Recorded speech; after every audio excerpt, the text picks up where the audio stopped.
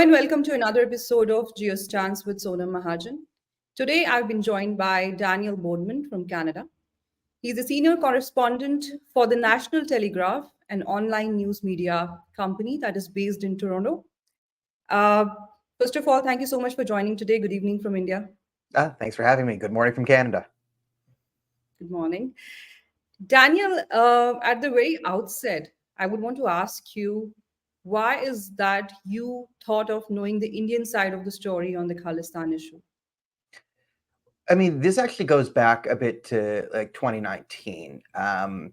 My first foray, I guess, into Indian politics. I was working at Tag TV at the time, so I had spoken to many different people of different Indian descents. I had known Kashmiris, Balochis, Pashtun people. I mean, I guess those more in Pakistan, but over the Indian subcontinent.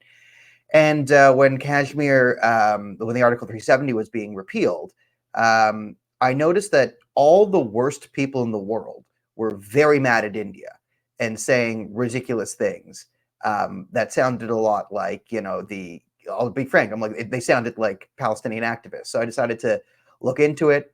I've always hated this notion in geopolitics that everything is so complicated that we need experts to explain it to us, and normal people just can't sit there and think through an issue. So I did that and it started to get foray into Indian politics, but also I'm interested in Canadian history and Canadian politics, and the largest terrorists in Canadian history are the Khalistanis.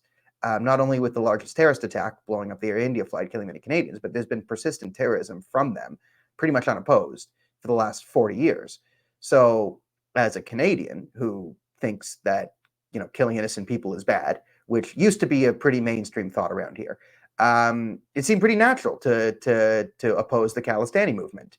And it's not that hard when you see videos and pictures of people openly advocating to kill other innocent people and supporting and praising people who have a history of blowing up airplanes, to delineate that they are the bad guys. And the people who are being threatened with death are not the bad guys. So it was pretty natural to just, look at the situation. And it's not that hard. If you look at, what people like Hardip Singh Najjar or now Panoon are saying, it's not that hard to figure out that they're the bad guys. We're coming off a week where 2 days ago, I'm not sure when this is released, but within the last week, I assume a lot of your listeners will be like looking at the Panoon video where he's threatening to do the Air India bombing again, right? And this is bad. Blowing up airplanes is bad. It's not that hard. It's also illegal to threaten to blow up airplanes, and we haven't taken care of this guy yet. So that drives me crazy. And it's the same thing that's driving the attacks on Jews, right? I've grown up in Canada, and I'm not saying this is an anti-Semitic country. I had a nice upbringing here, but we are the number one recipient of hate crimes, Jewish people, in almost every country. And I know what it's like to just watch people in NGOs or mosques or temple, whatever, just openly threaten to kill everyone of your particular religious, ethnic group, whatever you want to call it. And it sucks. It's not fun to look at this. And, it wasn't that hard to then apply this, logic to another group, being, Hindus and Indians, who are also being openly threatened with genocidal violence from organizations in Canada that receive charitable status from the government. And their genocidal ideation is pretty clear in their own literature, yet they still receive government money, tax write-offs, government support. They get to come into the legislatures, municipal, provincial, federal, and push their influence, and it's bad. And we live in a society, especially in Canada, where a lot of people are cowed into fears of being called racist, sexist, Islamophobic, all the different names. But I sort of live by the philosophy that the people advocating for genocide are the bad guys, and you should say something about it, no matter what people call you. So I don't play the game cowed by fears of accusations. Like I think the consequences of not saying something are worse than the consequences of saying something. So can say.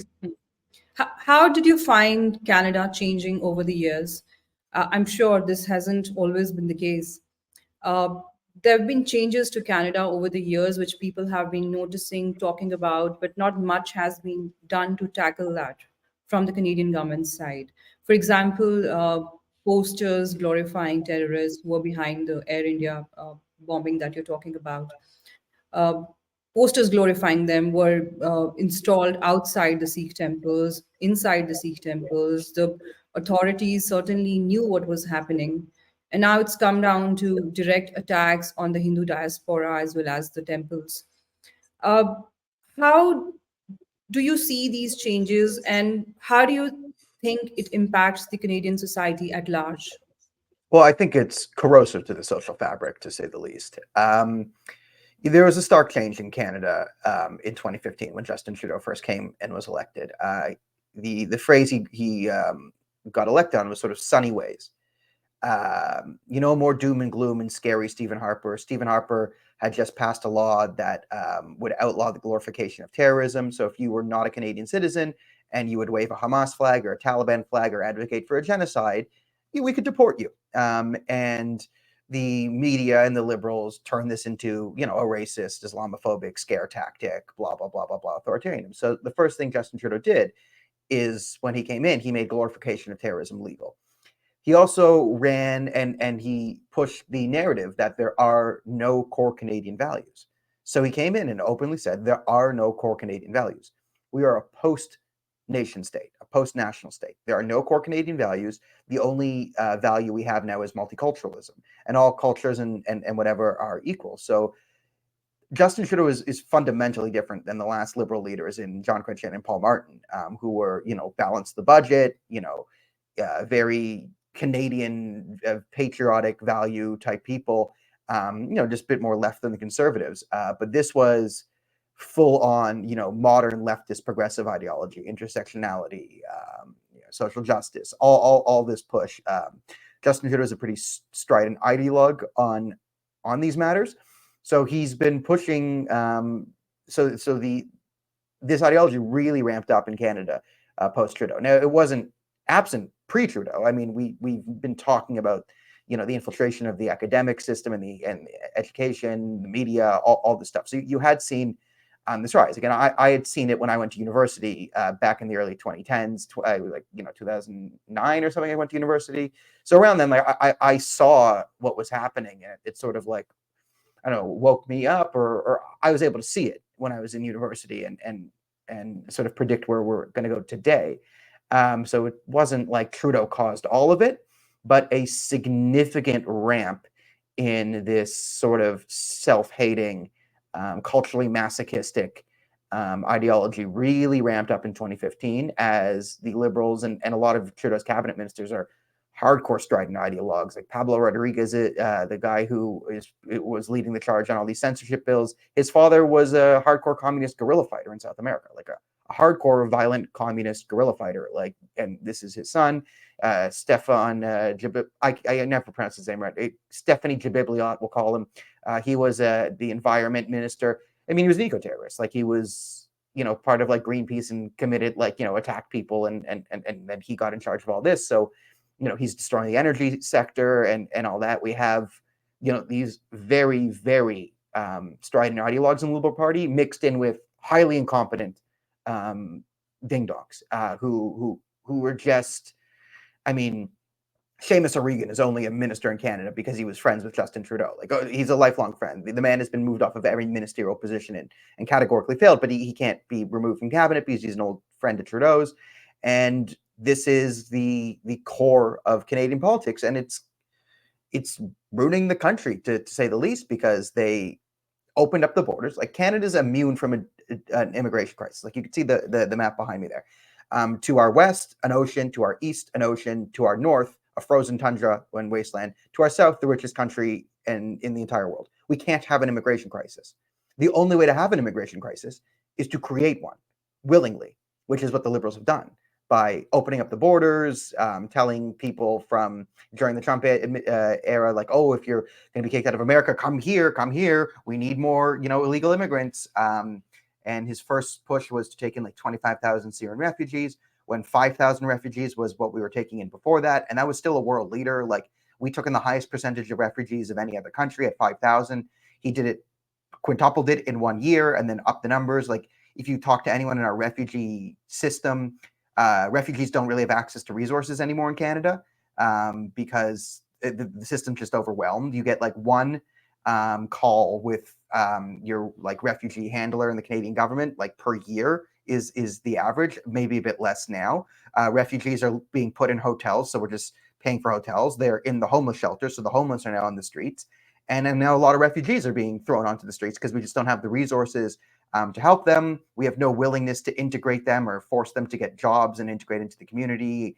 None of that is a priority. It's sort of just bring in people, sit them down, fast track them to voting, and create a voting block. And after 8 years of this, there's serious consequences, and not to mention the Despite economics. despite all of this happening, why is that it's not ringing a bell in Canada? Why is that the Canadian leadership is still not understanding the consequences of, um, even though it's legal immigration? Uh, we could see that the people moving from this part of the world have integration issues, especially the Pakistanis. And I'm not sure about how the Khalistanis behave uh, with the society there. I'm Not only well. aware of their. Sorry, Not well. not well. Yeah, the Okay, would you want Khalistanis are not a force of positive social cohesion, to say the least. to? Yeah, I No, mean, because these guys boast of like having no issues with social integration in countries abroad.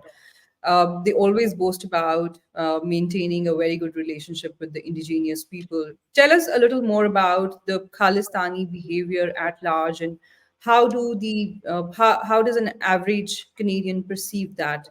Are these people being looked at as people who could cause you trouble, or it hasn't changed at all?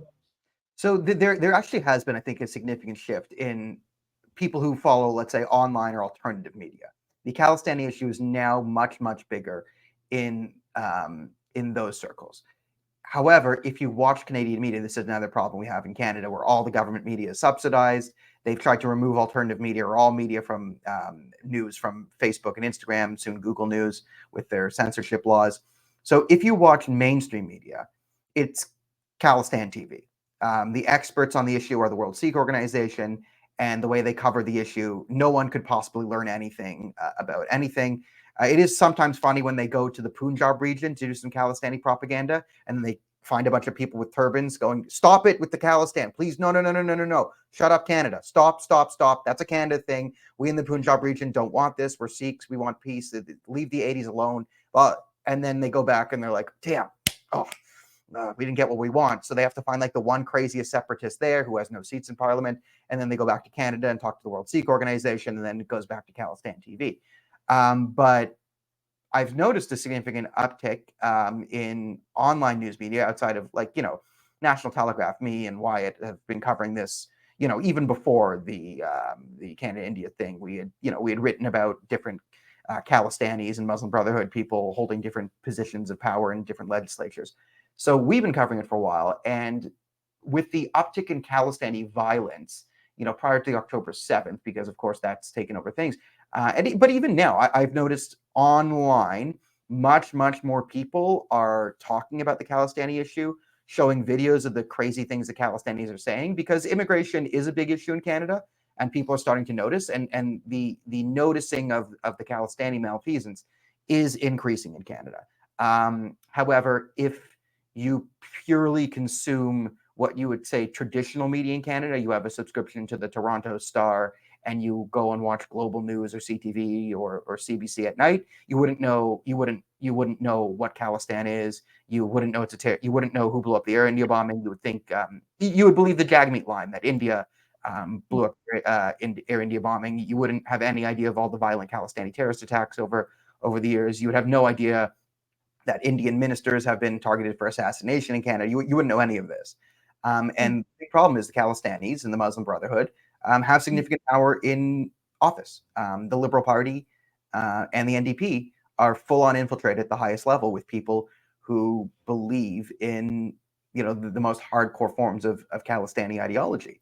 And a lot of them had, I mean, this is why part of the immigration problem is they're prioritizing people with their ideology, bringing them into Canada.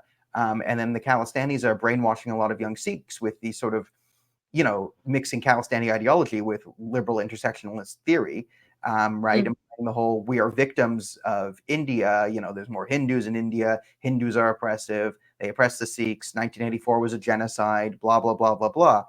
This mentality is being pushed, heavily funded at the top, and disseminated But to who is funding that? Who is funding that? the Canadian government. Like I mean, through NGOs, right? So you have all these NGOs that are fighting hate, and you can look at what they say about Hindu. Like, again, I can Daniel, literally, yeah. I still fail to understand with all the explanation that you've given. I still fail to understand. Now, these are the people, to whose credit goes uh, an aviation bombing incident, which was the biggest incident before 9/11 happened. 329 people lost their lives in that mid-air bombing of an Air India flight. This is not something insignificant that the media can just hide and people don't know about it. Uh, the people in the West do know about this particular incident, and they have seen that over the years. There have been multiple shooting incidents at different Sikh temples, even in the US. You talk about New Zealand. Uh, such attacks have also happened in other countries apart from Canada. Despite this, why do you think the Khalistan terror threat that keeps getting highlighted by the people in India or the Indian government, it doesn't resonate so much with the West the way the jihadist terror threat resonates? Well, no white people involved is the simple and quick answer, right? There's, you can say there's the two types of racism going on here. One, you could say your classical, what you might call right-wing racism. I mean, it's not fully accurate, but just call it the right-wing racism now, which is in group, out group. My skin is white, yours is dark. I don't care about you. Ethno-nationalist sentiments, in group, out group, right? So just a bunch of brown people died. Who cares about them? That's, you could say, one side of it. The other side of it is sort of your sort of left-wing intersectional racism, where it's, there's no white people to blame. The perpetrators here are Khalistanis, but they are the real victims, right? You see the same people, who excuse the Hamas atrocities of October 7th, right? Because they are oppressed, they are victims. So this mentality where, Hindus are, the evil oppressor ones, whatever hierarchy system that it is, turns out, Khalistan beats Hindu. And so they either justify it or they don't want to get involved because there's no white people to blame. So the liberals here don't feel comfortable weighing in, don't want to be called racist, don't want to offend Is it anyone. also the other way? Is it also the other way around that the victims are also not the white people? So Yeah, probably the that's my first point. Is there's I think there's two sides of it. Is you have Hmm, a sort of a dismissal of brown people, and hmm, like the problem is there's no white people involved. If there's white people involved, the West will care a lot more, right? If if they are victims or the perpetrators, right? This would give us something to care about one way or the other. But because there is no white people involved, I think we just think we can ignore it, think it doesn't affect us. I hmm, think that's catastrophically wrong. But I think that's unfortunately the prevailing sentiment among a lot of hmm, people is, oh, it doesn't affect me. So people either don't care or they know that it's complicated in the sense that there's no easy villain, so they're too afraid to enter the hmm, conversation and start to delineate who's a terrorist, who's not a terrorist. hmm, hmm. Do you also believe in the notion that the Khalistanis are not Sikhs? I mean, I don't like playing this game where people are not Sikhs or not Muslims or not Jews for this and that. I don't think it is a traditional. I mean, the origin of Sikhs was, they kind of started to, fight back against the Islamic invasions of India. Also, I believe the capital of the grand Sikh empire they want to recreate, is it in Lahore, Pakistan? Is that where it was?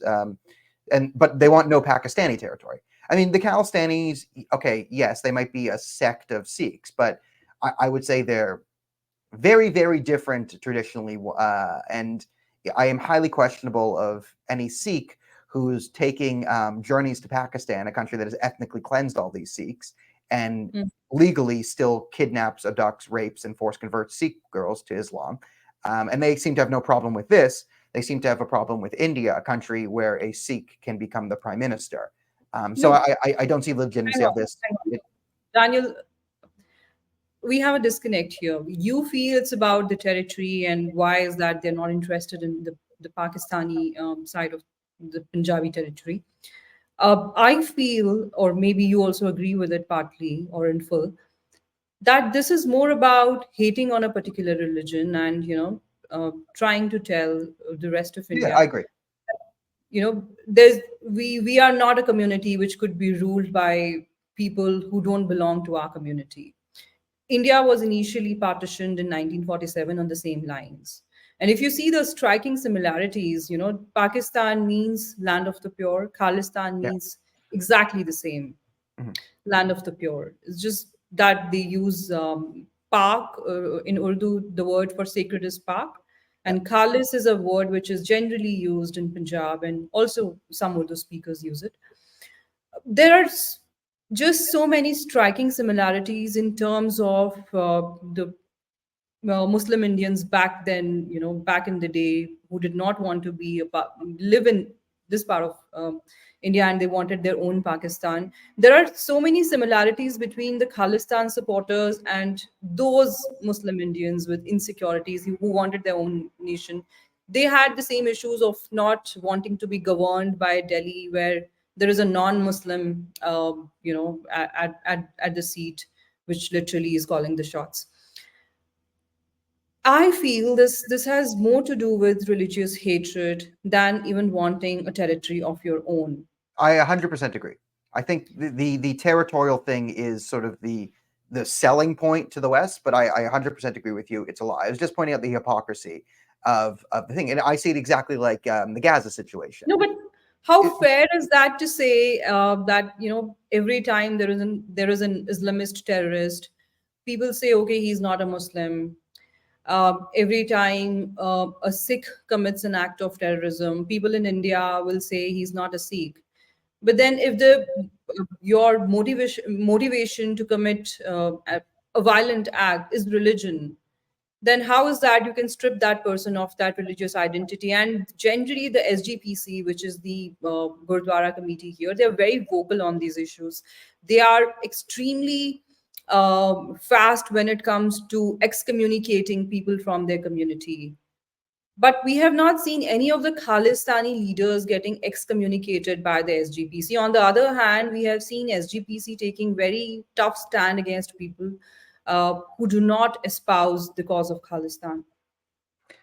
yeah, I listen. I agree. I don't believe like when someone in ISIS says my motivation for blowing up this church right now is my Islamic belief, and then goes boom. That has something to do with Islam. The Islamic State has something to do with Islam. Trying to recreate a caliphate has some basis in the Quran. I mean, it's insane to propose otherwise. So, I mean, I agree with you. And I do think the primary driving of this is radical religious doctrines and religious hatred driving it. And there's this guise of, oh, legitimacy. Oh, we want a land and we want this, and it's about human rights. And no, it's not. And I'll give you the example in Gaza. They're playing the same thing in Gaza. They're saying, oh, it's about occupation and the settlements. Well, Gaza's direct proof that that's an absolute lie. In 2005, Israel withdrew every single Jew from the Gaza Strip, even out of the graves. They even took the dead Jews out of Gaza, gave them all the infrastructure, and fully gave Gaza sovereignty. They had sovereignty. They had a full state where they had elections. They could choose their own thing, and they had no Jews in their region. They had everything they claimed to want, everything. They then burned down the infrastructure, declared war, and started launching rockets at Israel. Why? Why? They got everything they claimed to want, and then they made them worse. Why? Well, the answer is, I think you would agree, that they were never driven by land or settlements or displacement or anything. It was the jihad. It was a quest to exterminate Israel and the Jewish people, driven by personal hatred. And I see the same thing in a lot of Pakistani. You're right. Like, what's the Pakistani claim to Kashmir? well, there's Muslims in Kashmir, and if they're governed by someone who's not a Muslim, this is an affront to the Muslims in Pakistan. Therefore, we must commit the jihad. I don't agree. I don't think that's a legitimate geopolitical claim. I don't think global jihad has any validity legally. Like I disagree. So I mean, that was my original Article 370 take. Also, the law was bad, and I went further into it. But that's the Pakistani claim to a lot of their territory is, well, there's Muslims there, so if they're ruled by a non-Muslim, this is offensive to me. And I say, play that logic out everywhere in the world. The world's on fire, and we all have to start, shooting each other then, because that's a global religious conflict, and we can't allow that to happen. So no, I think you're right. Like the primary driver of a lot of what we're talking about right now is religious hatred, and we dress it up, and they dress it up in other things, and they've co-opted sort of neo-Marxist language to obfuscate their desires and brainwash the youth. But get down to the brass tacks. What is this all about? It's ideologically driven religious hatred. Okay, let's go to Israel now. Why do you think it happened? What happened? Out of the blue, people were attacked. There was no response from the IDF for a long, long time. Yeah, I mean, Yeah. so my take on this, and there'll be an investigation later, and maybe I have more clear. But my initial take is, okay, one, Hamas has been quiet for 2 years, amassing arms, and most of the fighting has been done by PIJ and other IRGC proxies. And remember, Iran's funding all of this. The Islamic Republic of Iran is funding all these groups. They have their own internal problems, right? They just killed another girl for improper hijab, Anita Gravand. It's Masha Amini. So they were there's some internal destabilization there, right? People have identified the Arab states in the Persian Gulf are trying to be more pro-Israel now, potential peace with Saudi Arabia.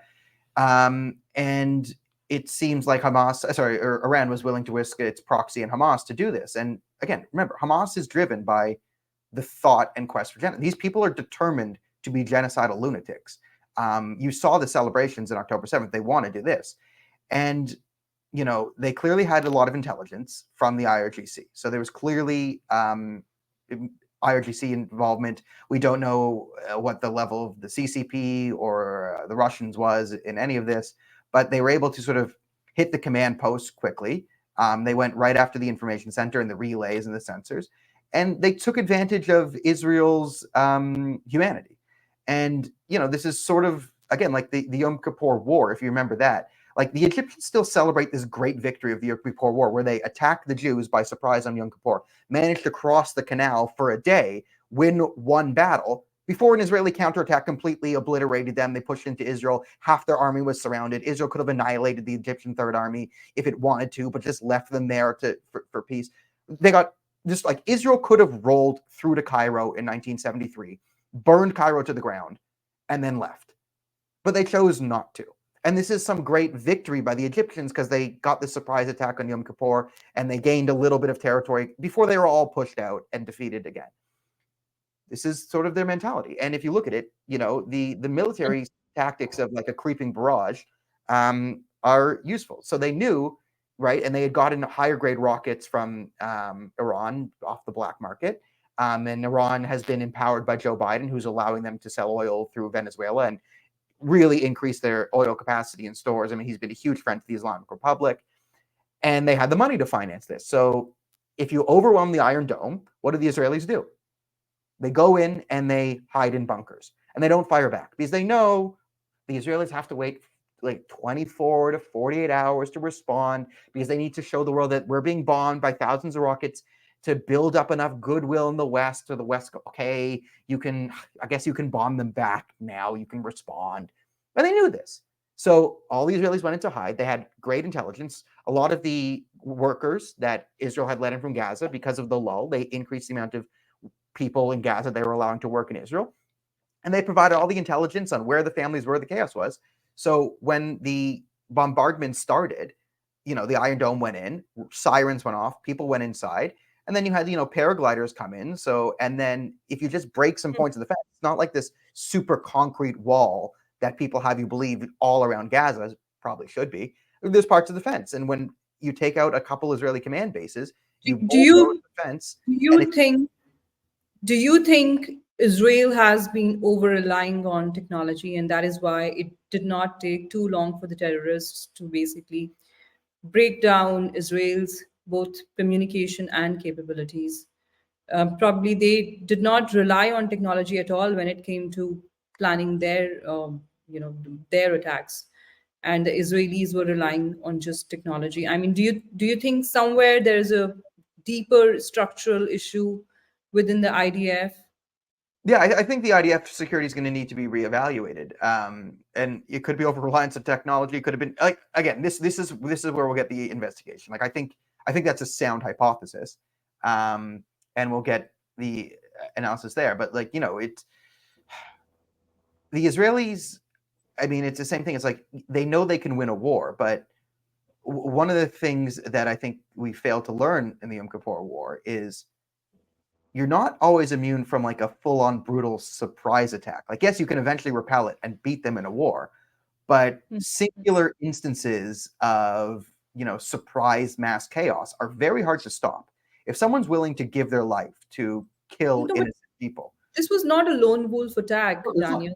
No, This was well planned. I mean, there were hundreds of people who entered Israel and then they went yeah, on a massacre. yeah, because the entire culture there is Hmm. the majority of the culture there is genocidal. So they had a culture where civilians followed the terrorists in, well, and became terrorists themselves and participated in the murdering and the looting and enjoying it and live streaming it and sending it back to the thing. I mean, once you Hmm. broke the fence, right? Once there's a break in the fence and people are running through in cars and AK-47s, it Hmm. it's sort of impossible to stop immediately because it's not like they were going for a specific military goal. It's not like, oh, there's a base in Eilat, which is controls 4 major crossroads. If you want to supply grain or whatever, reinforce that so the army forces can't take it. No, the goal was spread out and mass murder. So Hmm. you're getting calls from all different parts of Israel. There's a terrorist here, there's a terrorist here, there's a terrorist here, that you're overwhelmed, and it creates mass chaos because the point was not any specific military. Um, Hmm. it was mass Of course. terrorism. Of course. I was coming to that. In fact, probably I shouldn't have brought up IDF at all. My question should have been more generic. Do you think even the best of the armies in the world are prepared for these kind of attacks? Because the terrorists are not always going to employ very 21st century techniques. Sometimes they just choose very methods which are already outdated and probably belong to the 7th century. uh, with time, our defenses, our deterrences are getting more and more sophisticated. But the terrorists, they are thinking of innovative methods and they're thinking of surprising you or rather shocking you. And that's what we saw in Israel on October 7th. Uh, do you think the states should also not, lose hold of the situation in a way that we cannot do away with human intelligence at all? And we see that there is a dependence on technology, and people are not investing too much on the human resources when it comes to gathering intelligence or making decisions which are strategic in nature.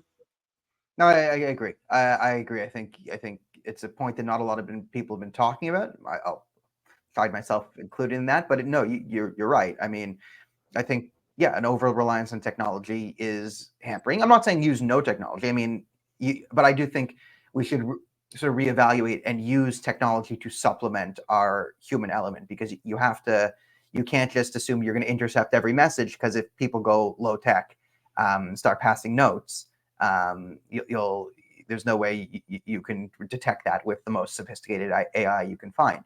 So yeah, this should be a wake up call to a lot of people that the people with hardcore jihadist ideologies are committed, and they will find innovative ways to create instances of mass slaughter.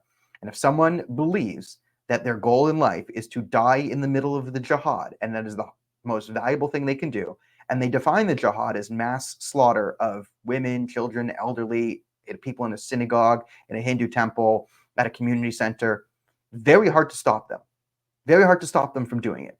And it's made increasingly more difficult by the fact that we're not even willing to talk about this. We delist the Khalistanis on our terrorist list. We can't even say the problem there now. The type of terrorism is, violent separatism in India that advocates, like, I don't even know what the term is. It's so nonsensical.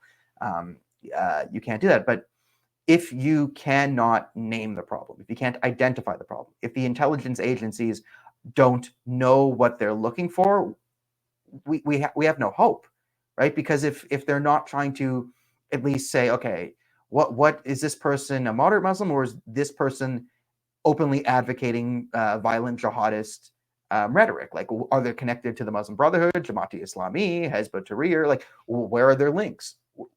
I mean, I know we're not having these conversations at the top levels of intelligence. I hope the rank and file still have this, but especially in Canada, we've seen the political corruption of the RCMP interceding investigations and pushing out false liberal narratives and lying on behalf of Trudeau's party on different investigations, and then not investigating certain things. So we've seen it here in Canada that the intelligence apparatus is ideologically corrupted and politically corrupted already. So it's a significant danger. And, I think we all have this attitude, of it can't happen here until it happens here.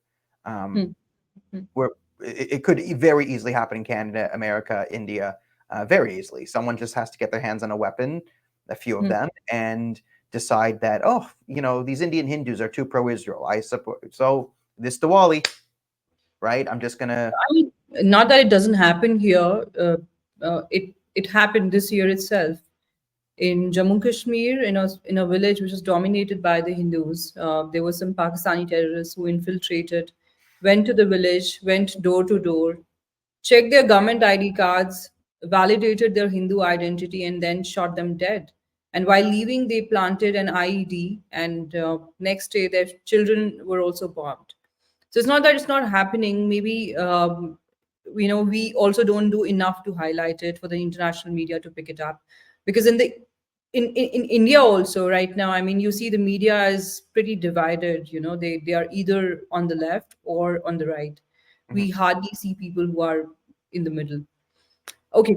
Do you agree with Israel's response to Hamas? Do you think it's justifiable that Israel can continue to carpet bomb Gaza, or what would you say to people who say that this is an excess and Israel shouldn't be doing it? Uh, what would you say to them who do not really tell you as to what else should Israel be doing, but at the same time would say that, okay, this is wrong, you're carpet bombing a whole population? But then what is that you're supposed to do when a whole society has been infested with terrorists, a whole city has over like 300 tunnels underneath?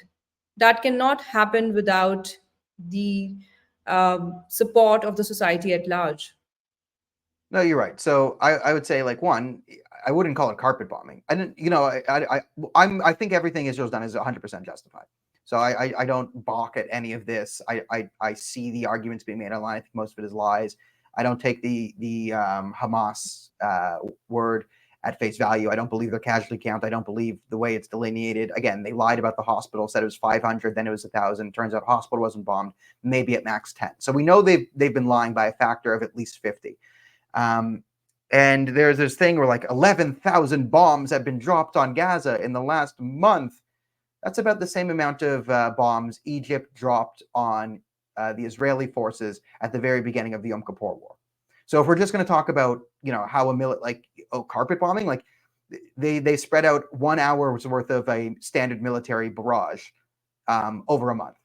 So if you want to call this carpet bombing, it's not carpet bombing, it's targeted. So again, if there are Hamas military tunnels underneath an institution, under international law that makes it a viable military target, and if the attacking nation in Israel does anything to mitigate civilian casualties, i.e. warning civilians in northern Gaza to move because the invasion is about to start, if you take any measures, well, then you have every military right to, these are military targets, legitimate ones. And Israel didn't start the war, Hamas started the war. The government of Gaza, in their charter, is openly genocidal to not just Jews in Israel and all Israelis, but Jews all over the planet.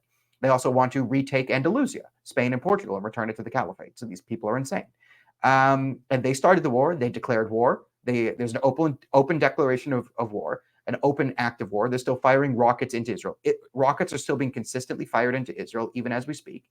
So yes, Israel has the right to respond and take these places out, and they've done everything they can to mitigate the civilian casualties. Hamas has done everything they can to increase the amount of civilian casualties. Every single civilian that dies is the responsibility of Hamas. And Israel has every right to start bombing every inch of northern Gaza that they see fit, where any terrorist may be, because it's war. And when you declare war, it means you put your population in danger. This is how wars are fought. Any other war between any other two countries, people evacuate the cities because they become targets for fighting. And, in wars, cities are destroyed. And it would be nice if they weren't, but this is war.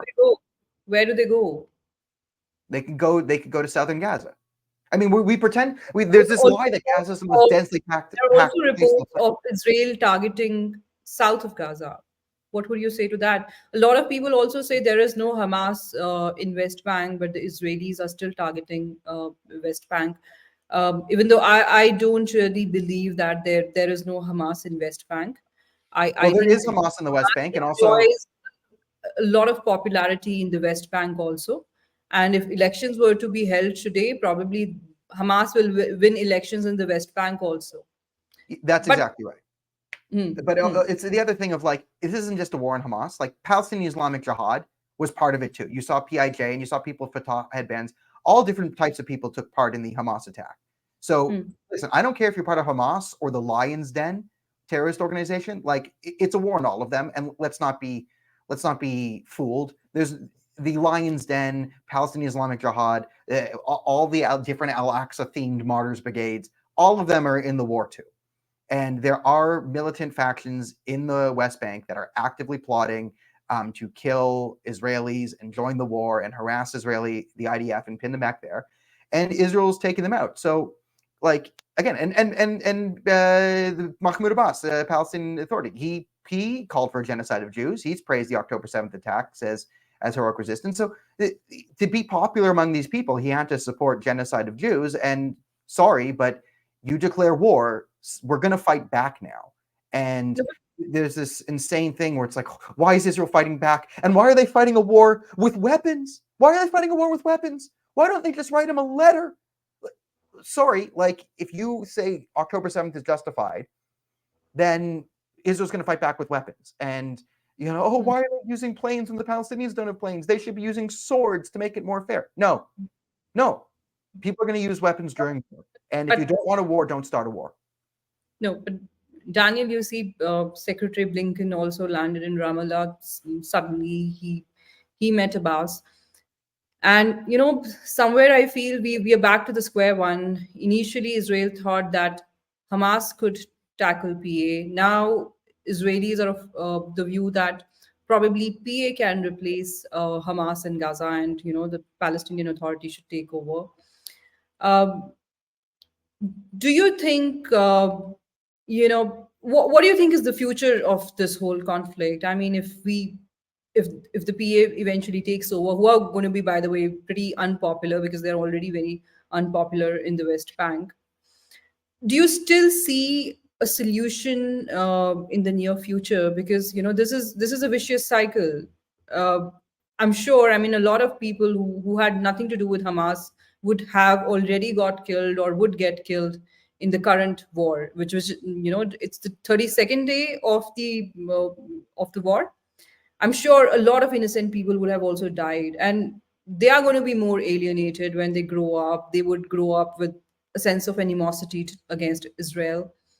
What do you think could put an end to this for once and for all? So this is where I kind of disagree with this analysis, because people are going to be mad at Israel for what's going on now. They're going to see the image, but it's already at 100%. The hatred of Jews in Gaza and the West Bank and most of the Arab is already at 100%. It's at max.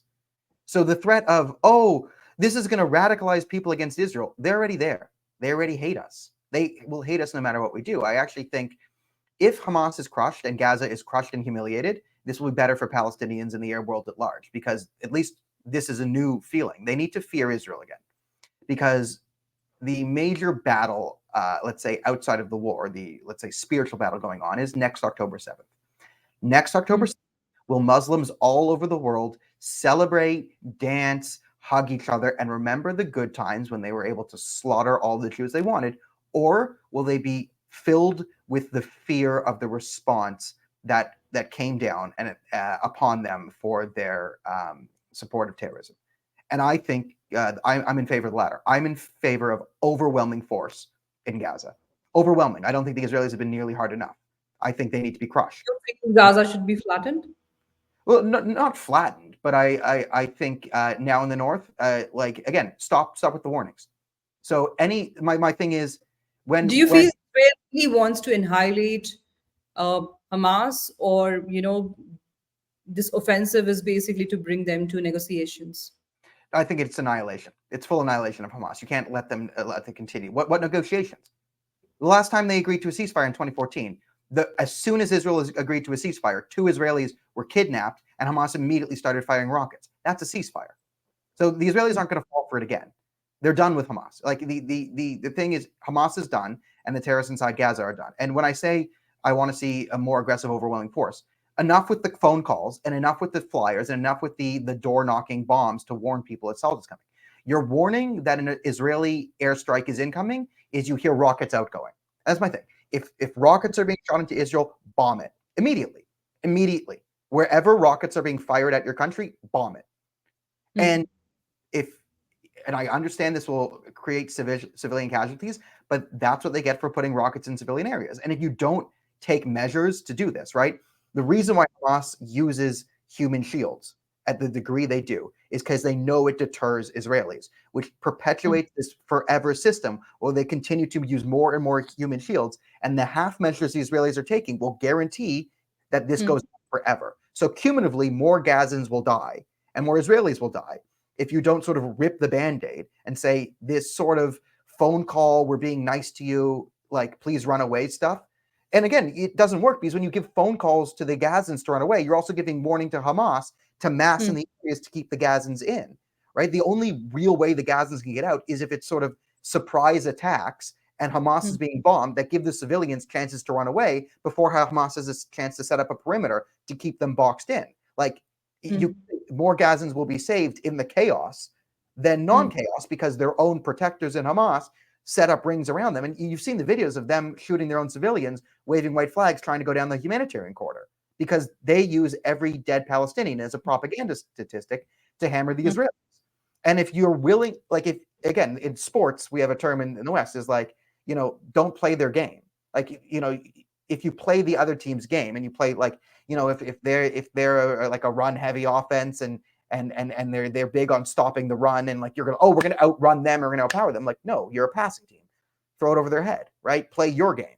Like that's what it'd be. If you play the game that the Hamas and Qatar and the Islamic Republic of Iran want to play, where it's sort of whack-a-mole, where Israel doesn't get any credit in the international media for trying to save the lives of Palestinians, none.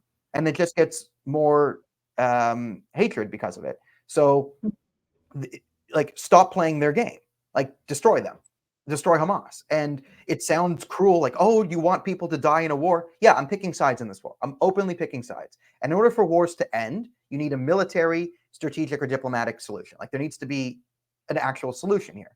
So just yelling fire and giving everyone time to rearm and Hamas to reinforce the strong points isn't going to happen. Like there's significant military goals. Like the tunnel system has to be destroyed. Hamas's military capability needs to be destroyed as well. And their political power of Palestinian Islamic Jihad, Hamas, or PFLP all needs to be crippled. And, you need to get Iran and Qatar out of the Gaza Strip. So those are the military and strategic goals. And for Hamas, it's surrender or die. You started the war. I mean, these are your options. How do you think the situation is going to pan out for Muslims across the world in the months or years to come?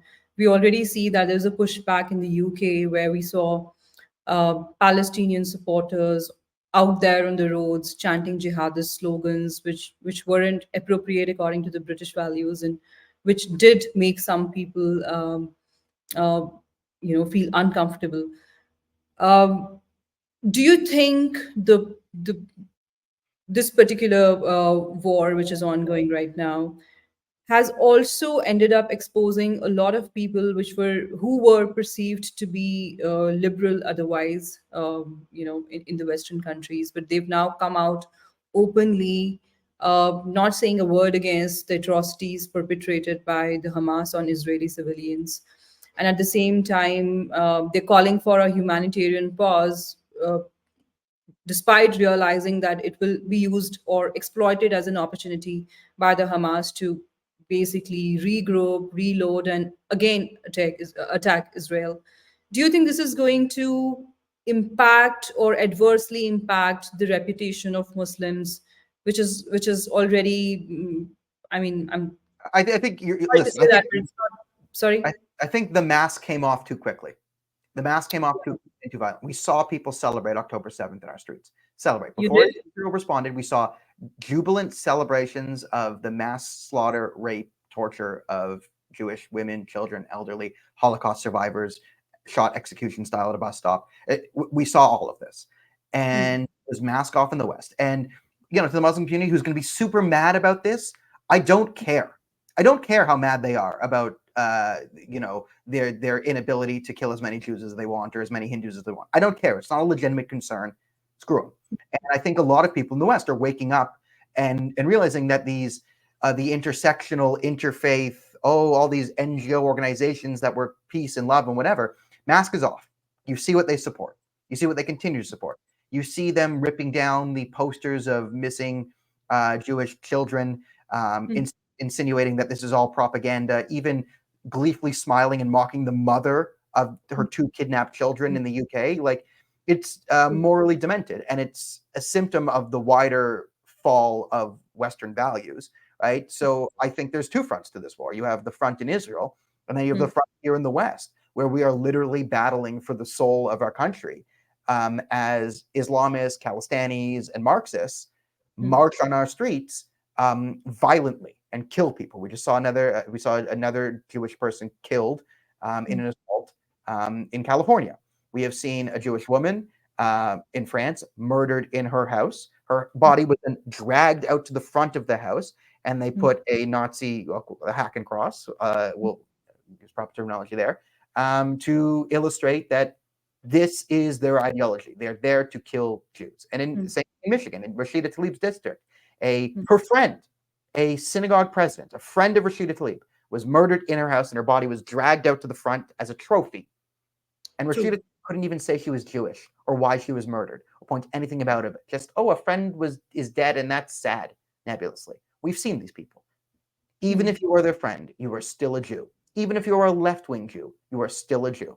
You are going into the cattle car. You are going to the new Auschwitz, no matter what you do. mm, And yeah, maybe some of the super lefty Jews and independent Jewish voices, and if not now, you will go in the second cattle car. You will not go in the first shipment. You will go in the second shipment.